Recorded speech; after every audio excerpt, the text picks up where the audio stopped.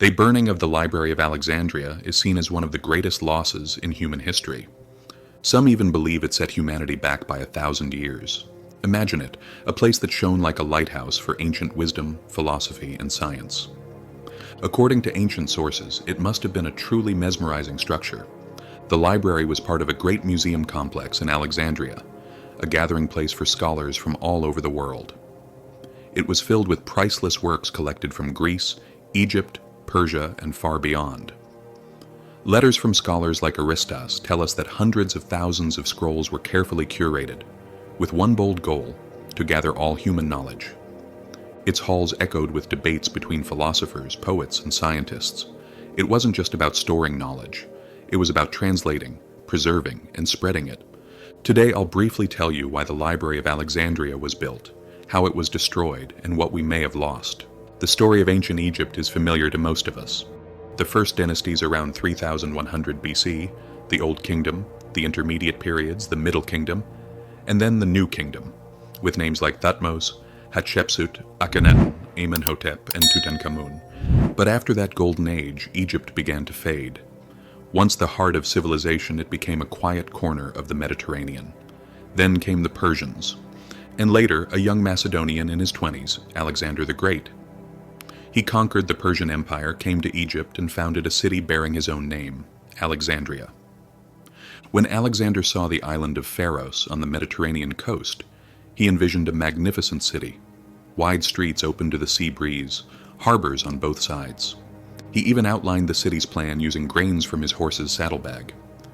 When birds came and ate the grains, he saw it as a bad omen, but his men told him, "This means your city will feed generations."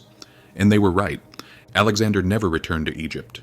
He died young in Babylon, and after his death his empire was divided. Egypt went to his close friend Ptolemy. Ptolemy knew that Egyptians didn't welcome foreign rulers, so he set out a grand vision: to make Egypt shine again. His son, Ptolemy II, made that vision real through two monumental projects: the Lighthouse of Alexandria and the Library of Alexandria. The lighthouse was a symbol, a message of hope and safety shining across the Mediterranean. The library, on the other hand, would become the heart of poetry, philosophy, astronomy, and natural science. Every ship that entered Alexandria had to surrender its scrolls. They were copied by the library's scribes, and while captains were promised their originals back, they usually received the copies instead. The originals were kept. This even sparked what historians call the Library Wars, a rivalry between Alexandria, Ephesus, and Babylon to collect the most original manuscripts, and the destruction. It didn't happen all at once, but over nearly 400 years, through fire, war, and disaster. The first blow came in 48 BC, when Julius Caesar ordered the docks burned, and the flames spread to the library. The scale of the loss was so great that years later, Mark Antony gifted Cleopatra 200,000 scrolls to replace what had been destroyed. Then, in 215 AD, Emperor Caracalla visited Alexandria. After hearing that local performers had mocked him, he massacred thousands of citizens and burned the palaces and the museum connected to the library. About 50 years later, Emperor Aurelian put down a rebellion. Again, the fires returned. And the final, most devastating strike came in 365 AD. A massive earthquake near Cyprus, followed by a tsunami that smashed into Alexandria. Waves surged over the city's walls, ships were hurled onto rooftops, and tens of thousands of people vanished. After that, the locations of Alexander's tomb and the library were lost forever. The city's stones were reused elsewhere. The library faded into the mist of time, and it seems the final blow wasn't from fire, but from the sea. It's said that the library once held up to 700,000 scrolls. By the early Middle Ages, nearly 90% were gone. Was it the fires, the waves? No one knows for sure. But we do know a few things that were lost. The writings of Ptolemy I, Alexander's friend, a first-hand account of Alexander's life and the birth of Alexandria.